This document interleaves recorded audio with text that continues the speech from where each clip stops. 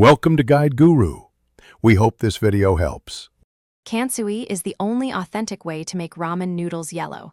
It is an alkaline mineral water that alters wheat pigments and protein, producing that pale golden hue and distinct chew. For consistent results, plan Kansui at about 2% of the flour weight. For example, 6 grams Kansui for 500 grams flour. If you cannot source powdered Kansui, you can make a substitute by baking baking soda at 250 degrees F for 1 hour to convert it into alkaline carbonate. Start with 500 grams all-purpose flour, add 6 grams Kansui and 200 milliliters cold water. That ratio yields a firm, yellow ramen dough. Combine flour and Kansui first, then pour water gradually while mixing until the dough comes together. Knead for 8 to 10 minutes until smooth and elastic, then cover and rest for 30 minutes at room temperature to relax gluten.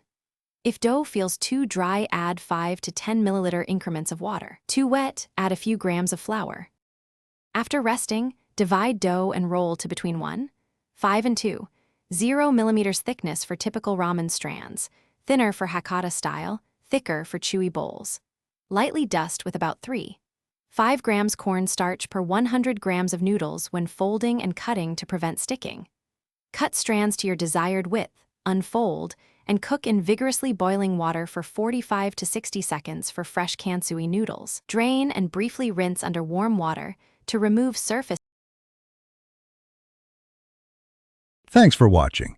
Consider subscribing if we helped you today.